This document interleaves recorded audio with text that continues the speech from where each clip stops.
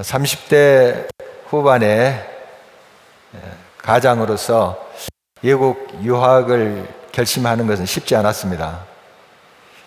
저희 다니던 교회에 한국인인데 영국 국적을 가진 분이 계셨어요. 그러니까 한국계 영국인이죠.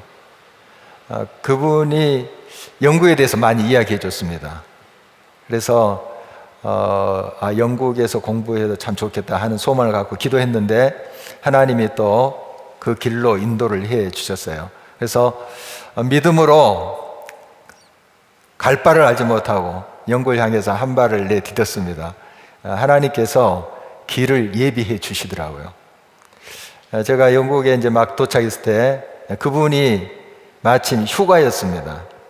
휴가여서 영국 댁에 계셨어요. 그래서 저를 이제 초대해 줬거든요. 며칠 동안 그 댁에 머물면서 영국 생활을 시작했어요. 이곳저곳 또 데리고 다니면서 설명도 해 주시고, 그 댁이 이제 캠브리지 근처에 있었는데 캠브리지 대학도 이렇게 가서 쭉 설명도 해 주시고 이렇게 하셨습니다. 그리고 그 댁에 이제 영국 장로님인데요, 카터 장로님이신데 그분 부부를 또 초대해서 저랑 또 만나게 해주셨어요. 그 카터 장로님이 제가 영국 생활할 때 얼마나 많은 도움을 줬는지 모릅니다. 제가 이제 가족과 떨어져서 한 1년을 지냈거든요. 가족은 1년 후에 영국으로 왔고요. 제가 먼저 이제 영어 연수를 해야 됐었습니다. 그런데 이 카터 장로님께서 제가 이제 영어 연수를 하는 도시 그 근방에 좋은 교회가 없나 하는 걸 찾으셨어요. 그 당시에 교회 인터넷 홈페이지가 없었습니다. 거의 없었어요. 교회마다 없었고, 그래서 이제 편지하시고 이분이 전화하시고 해서 제가 다닐 만한 좋은 교회를 찾으신 거예요.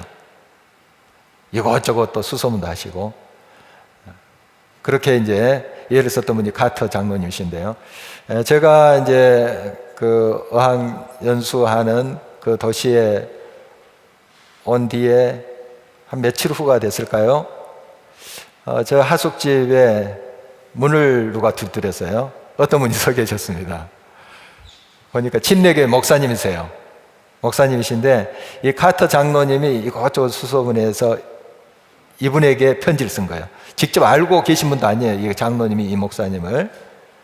그러나 아름아름 해가지고 이분과 연결돼서 편지 쓰셔가지고 저를 찾아오게 한 겁니다. 그래서 제가 이제 그 교회에 다녔는데 얼마나 많은 환영을 받았는지 모릅니다. 첫 영국 생활인데 초대도 해주시고, 또 구역 모임 있는데 구역 모임에도 초대해 주시고, 이렇게 해서 영국 생활이 처음 시작이 아주 정말 은혜 가운데 되었던 것이 기억이 납니다. 또 그 카터 장로님이 제가 영국에 도착한 지 한 달 정도 됐을까요? 자기 댁으로 저를 이제 또 초대를 해 주셨어요. 그래서 버스를 어떻게 타라 해서 그 도시까지 또 갔습니다. 베드포드라는 곳인데요. 그 베드포드라는 곳은 철로 역정의 저자인 존 버년이 설교했던 그 교회당이 있고요. 그 교회당 옆에 조그마한 박물관을 하나 만들어 놨더라고요. 조그맣습니다. 거기에 존 버년이 남긴 그런 물품들, 안경이라든지 또 펜이라든지 이런 것들을 진열해 놨더라고요.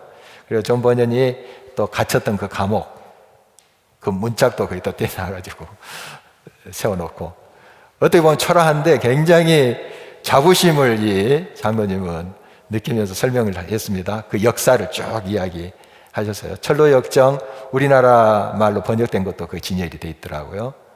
그래서 그걸 다 소개하면서 정말 저에게 많은 도움을 줬습니다. 이렇게 저의 이제 영국 생활은 초대에 의해서 시작되었다 말씀드리고 싶고요.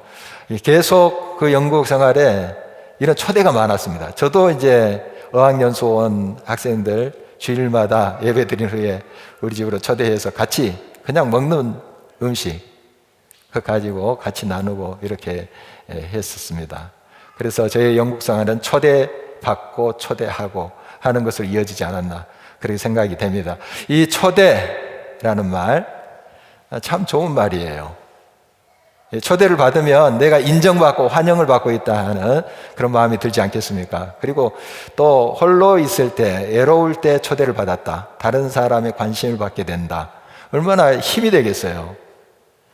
그래서 우리가 이 초대받고 또 초대한다는 거 참 귀한 일이 아닐 수 없습니다. 오늘 우리를 초대하는 이가 있대요. 정말 세상에 그 어떤 힘과 권력이 아니라 그것과 비교할 수 없는 그 존재가 저와 여러분을 초대하고 있답니다. 초청을 하고 있대요. 잔치를 개설하고 초대를 하고 있답니다. 그 초대하는 주체자, 즉 호스트가 누구냐 하면 지혜입니다. 지혜. 그러니까 여기 오늘 본문에 나오는 지혜는 추상명사가 아니고 인격체예요. 인격체. 나중에 좀 설명이 있겠지만 이 지혜가 저와 여러분을 초대를 한대요. 오늘 이 지혜가 우리를 초대할 때 그 초대에 응해야지 지혜가 준비한 그 놀라운 것들을 누릴 수 있지 않겠어요? 아무리 진수성찬을 마련해놨는데 그리고 초대했는데 안 온다. 그러면은 그 맛있는 것을 누릴 수가 없죠. 맛볼 수가 없죠. 그 초대에 응해야 돼요. 기쁨으로. 그럴 때 그것을 즐길 수 있고 누릴 수가 있는 것이 너무 당연한 것이죠. 오늘 본문 1절 말씀을 보시겠습니다. 지혜가 부르지 아니하느냐, 명철이 소리를 높이지 아니하느냐. 지혜가 부른대요. 그러니까 하나의 어떤 인격체죠. 어떤 추상적인 개념이 아니라 지혜가 우리를 부른대요. 이 부른다 하는 말이 오늘 본문에 계속 등장합니다. 우리를 초청한다, 초대한다 그런 뜻이에요. 지혜가 저와 여러분을 지금도 이 시간도 초대한다 하는 겁니다. 그래서 우리는 이 지혜의 초대에 기쁨으로 응답을 해야 되죠. 그러면 그 은혜와 또 놀라운 것들을 우리가 맛볼 수가 있습니다. 20년 가까이 지난 일인데요. 제가 몇 번 저희 신학대학원 58년 개띠 모임 이야기한 적이 있어요. 우리가 자주 모이는 편인데요. 한 2달에 한 번은 모인 것 같습니다. 한 모일 때마다 한 20여 명씩 모여요. 부부로 모이는데. 근데 한 번은 전주에서 목회하고 있는 동기가 이제 초대를 했습니다. 초대를 했는데 그 모임에 참석한 이가 3명밖에 없었어요. 보통 20명 넘는데 3명밖에 없었어요. 멀어도 갔거든요. 대구, 부산까지 가요. 어떻든 3명밖에 안 왔어요. 저도 불참자 중에 한 사람입니다. 그런데 제가 그날 그 모임이 있다는 거 들어본 적이 없는 것 같아요. 제가 잊어버렸든지 들어본 적이 없는 것 같아요. 이건 이제 누구의 불찰이냐면 임원들의 불찰입니다. 임원들이 마친 적이 없기 때문에 방송을 통해서 이제 듣게 될 수도 있는데, 임원들이 그걸 점검해야죠. 몇 월 며칠 어디에서 모임이 있습니다. 한 번만 가지고 되는 것 아니고 또 거듭 연락을 해야 돼요. 그 당시에 이제 톡방도 그렇게 없었고 하던데 요즘이야 이런 실수가 아마 거의 없습니다. 하는데 이제 전화를 하든지 해야 되겠잖아요. 그리고 몇 명 참석하는지 해서 그 초대하는 이에게 알려야 돼요.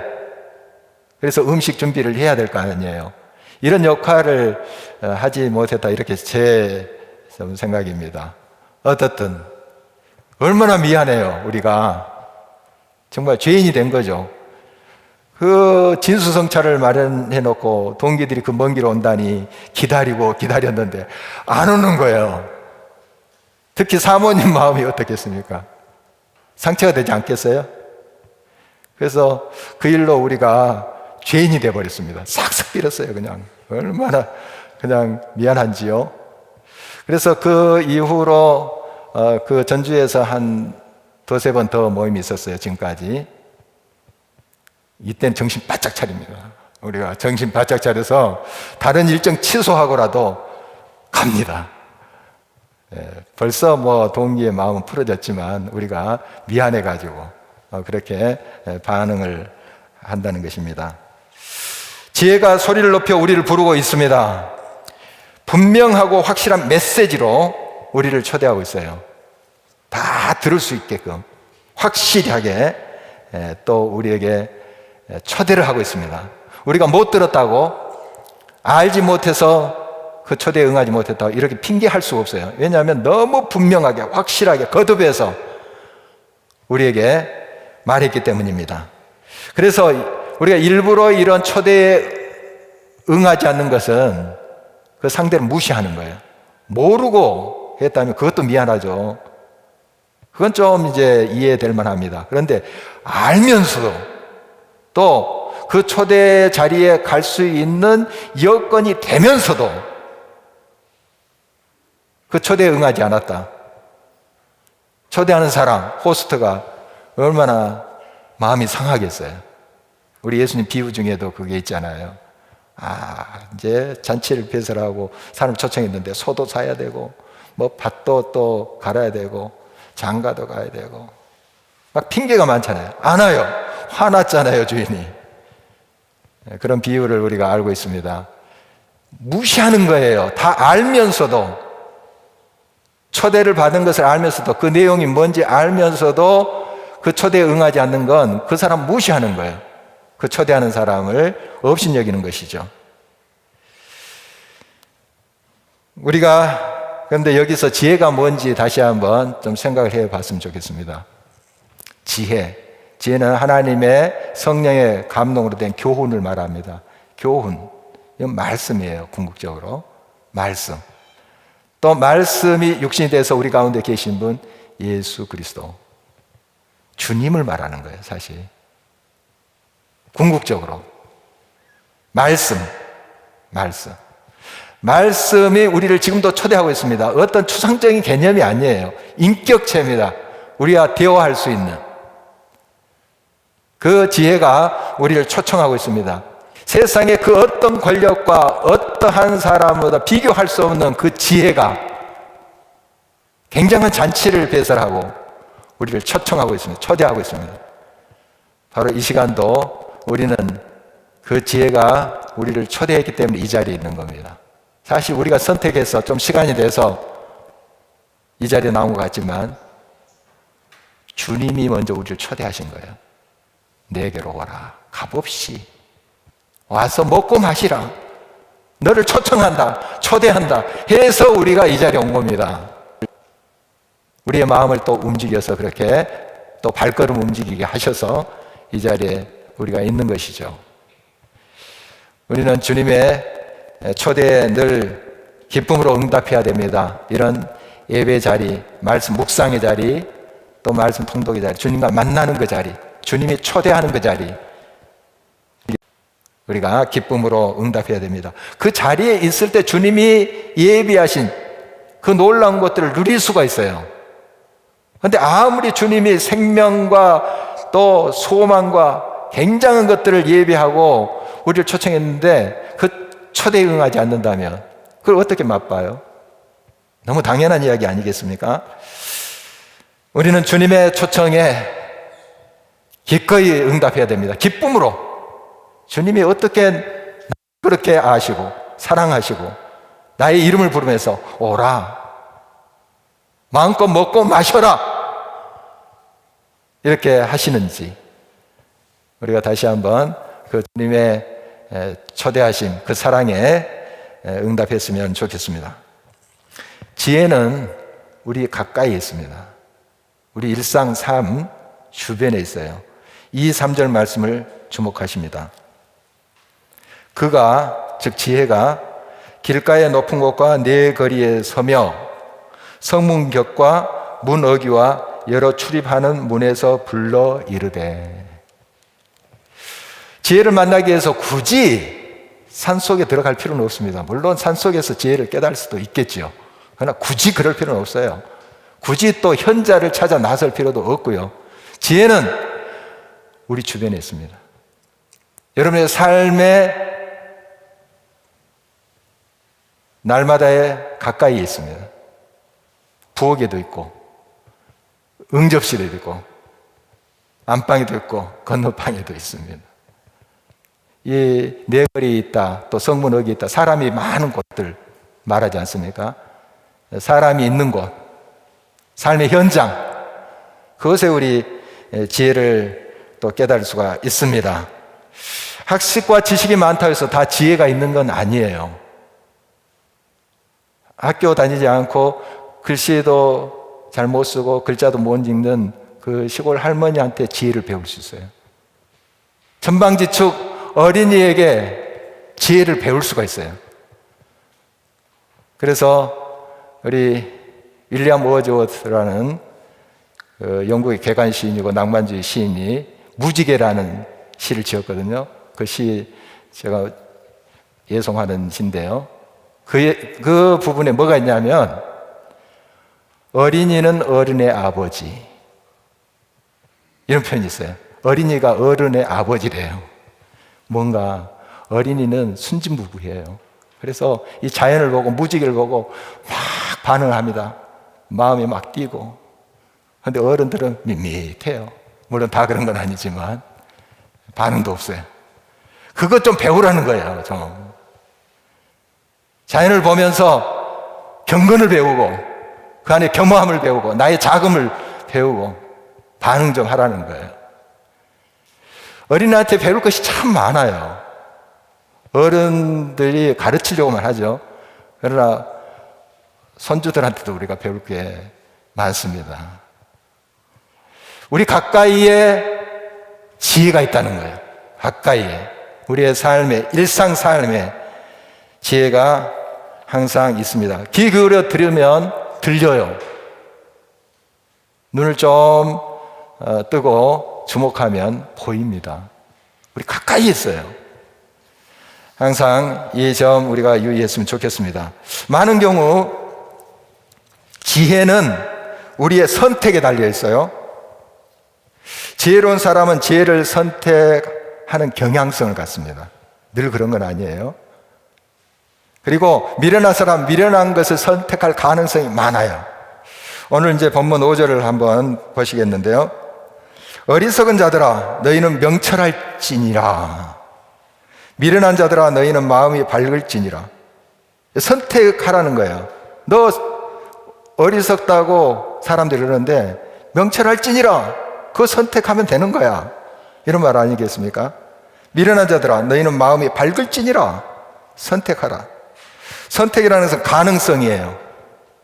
지혜롭다고 알려진 사람이 정말 어처구니 없는 미련한 선택을 할 수 있어요. 그럴 수 있다고요. 그리고 아무리 어리석고 미련한 사람도 명철과 지혜를 선택할 수가 있어요. 이 말은 지혜로운 사람도 반복해서 어리석은 선택을 할 때 어리석은 자가 되어갈 수 있다. 반대로 미련한 자도 의도적으로 정신 바짝 차리고 지혜를 선택하면 지혜로운 자가 될 수 있다는 가능성이에요. 자신의 어리석고 미련함을 깨닫고 겸손하게 지혜의 길을 기르면 반드시 그 지혜는 들립니다. 보입니다. 그리고 우리는 지혜로운 자가 되어 가겠죠. 지혜와 명철처럼 어리석음과 미련함도 우리 가까이 있어요. 여러분, 어떤 것을 선택하느냐에 따라서 그 결과가 완전히 달라집니다. 지식이 많다 해 반드시 지혜를 선택하지도 않고요. 배우지 못했다 해 반드시 미련함을 선택하는 것도 아닙니다.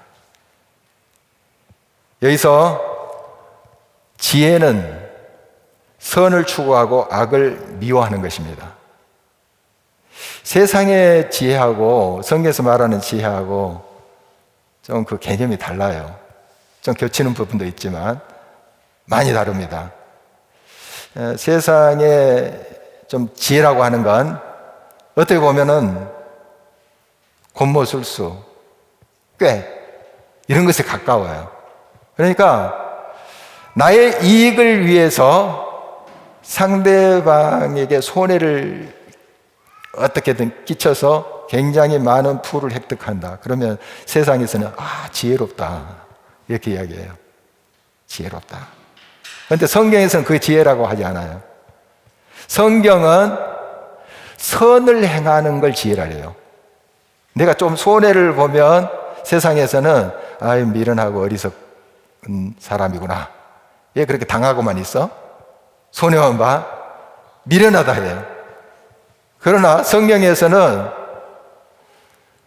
내가 당하는 줄 알고 있어요. 손해보는 줄 알고 있어요. 그러나 받아주는 그걸 지혜라고 그래요. 참 이상하죠? 자, 선이 뭔가 다시 한번 정리합니다. 하나님의 뜻이에요. 하나님의 뜻, 성경에서 말하는 선, 하나님의 뜻, 말씀, 결국 사랑, 이렇게 연결되는 거예요. 결국 다른 사람을 위해서 내가 희생이 된다면 그게 선이에요. 그게 지혜예요. 내가 지금 손해를 봤는데 어떻게 그게 지혜로운 선택이겠습니까? 그러나 결국 선을 행하는 것은 그 상대방을 살리고 나도 살리는 결과를 빚어냅니다. 그러니 지혜죠. 세상의 개념하고 완전히 다른 것입니다. 여러분, 선을 따라가다가도 불이익과 어려움과 고난을 당할 수 있어요. 우리 믿음의 선배들이 그런 길을 갔어요. 그냥 좀 어떻게 보면 미련퉁이에요. 미련퉁이. 그런데 그냥 때리면 맞고 오른편 뺨을 치면 왼편도 라고 하고 거둬달라면 속까지 다 주고 미련하잖아요. 어떻게 보면. 그러나 그것이 선이래요. 그게 결국 지혜래요. 이걸 잘 우리가 알아야 되겠습니다. 오래전에 이제 한 성도로부터 들은 이야기인데요. 초등학교 다니는 아들이 친구와 싸움을 했어요. 그래서 집에 돌아왔는데 몰골이 말이 아니에요. 그래서 이제 아빠인 그 성도가 물었죠. 이겼냐? 이겼대요, 자기가. 잘했다. 어떻게든지 싸움에서 이기는 거야, 너가. 어떻게 해서든지. 싸움은 이기는 거야. 그렇게 가르쳤다는 거예요. 굉장히 자랑스럽게 그렇게 이야기했습니다. 아들의 이제 길을 살려주기 위해서 그랬다는 거예요. 이건 크리스찬 아버지가 해야 될 말은 아니에요. 성경 그렇게 가르치고 있지 않습니다. 가르치려면 싸움을 피하는 법, 어떻게든 잘 지내는 법, 이걸 가르쳐야 되죠. 그래도 피할 수 없다면 태권도 가르치세요. 태권도. 그래서 유단자다. 그래서 저에 건드리면 안 되겠다. 그 정도로 좀 실력을 키우게 만드는 거예요. 그래도 건드리고 괴롭힌다. 그럼 한번 제압할 필요는 있습니다. 태권도 기술로. 그러나 폭력으로 이어져서는 안 돼. 자주 사용해서는 안 될 일이에요. 그런 걸 가르치셔야 돼요. 그래도 괴롭히고 자꾸 집적거린다. 부모끼리 좀 만날 필요도 있어요. 선생님과 또 상담할 필요가 있습니다. 좀 바람직한 방법들이 얼마나 많은데 너는 죽을 각오하고 그 친구랑 맞붙어서 싸워서 이겨라. 이렇게 가르치는 것 우리 크리스찬이 할 말은 아닙니다. 성경은 선으로 악을 이기라 이렇게 가르치고 있어요. 선으로 악을 이기라. 너를 핍박하는 자들이 있느냐, 박해하는 자들이 있느냐, 그를 저주하지 말고 축복하라고 말씀하십니다. 이게 하나님의 가르침이에요. 하나님의 뜻이에요. 이대로 해야 돼요, 우리가. 그래서 어렸을 때부터 이거 가르쳐야 돼요. 선으로 악을 이기라. 친구가 너를 괴롭히느냐, 너 실력을 이제 키우든지 그를 위해서 기도해. 하나님, 저 친구가 나를 괴롭혀요. 솔직히 하나님께 기도하는 법을 가르치세요. 그리고 복수하려고 생각하지 말고 그를 축복해라. 어렸을 때부터 가르치세요. 어렸을 때부터. 결국 선이 이깁니다. 하나님의 방법대로, 하나님의 뜻대로 할 때 하나님께서 역사하십니다. 이것을 믿는 사람들 아닙니까, 우리가? 믿음으로 그렇게 나갈 때 바로 이것이 지혜의 삶이에요. 지혜. 결국 그 친구 얻게 돼요. 살립니다. 나도 살고. 이 방법을 우리가 계속 묵상하면서 또 하나님께 기도해야 됩니다. 지혜의 근본은 여호와를 경외하는 것입니다. 여호와를 경외한다는 건 범사의 모든 일에 여호와를 인정하는 거예요. 항상 모든 선택에 하나님의 뜻을 가지고 선택하는 거예요. 그 하나님 인정하는 거 아니겠습니까? 이게 하나님을 경외하는 것이고, 오늘 본문에는 좀 소극적인 그러한 정의를 내리는데, 여호와를 경외하는 것은 악을 미워하는 것이다. 악을 미워하는 것이다. 악이 뭐냐 하면 계속 그 말씀에 따라온 거 보면 교만과 거만과 악한 행실, 그리고 패역한 입술의 말, 이런 식으로 나열하고 있는데요. 여러분, 이 폭력과 교만은 서로 괴를 같이 해요. 폭력을 행사하는 사람 치고 겸손한 사람 없어요. 또 교만한 사람 치고 온유한 사람도 없어요. 성경에 온유한 자가 복이 있나니 그가 땅을 기업으로 얻을 것이라. 우리 예수님의 팔복 중에 하나죠. 온유한 사람이, 선을 행한 사람이 땅을 기업으로 얻는다. 그건 무슨 말일까요? 그 땅은 궁극적으로 하나님의 나라예요. 하나님 나라가 너의 것이다. 온유함으로 받아줘라. 선으로 악을 이기라. 사랑으로 대하라. 비판하는 자 있느냐? 축복해라. 땅을 얻는데요. 물론 이 땅에 여러 대지를 얻는 것이 될 수도 있지만 궁극적으로 하나님의 나라예요. 하나님의 나라는 뭔가 하면 통치예요. 통치, 다스림. 결국 다스려야 되고 이기는 거예요. 온유한 사람 보십시오. 결국 이겨요. 결국 이깁니다. 로마가 패권을 휘두르고 예수 그리스도 십자가에 못 박았습니다. 폭력이죠. 결국 로마는 예수 그리스도 앞에 굴복하고 있어요. 지금 결과가 나타나 있잖아요. 온유를 가르치셔야 돼요. 온유. 그게 지혜예요. 그러므로 세상의 금은보화보다 지혜를 구해야 됩니다. 지혜는 그 어떤 보물과 비교할 수가 없어요. 10절 11절입니다.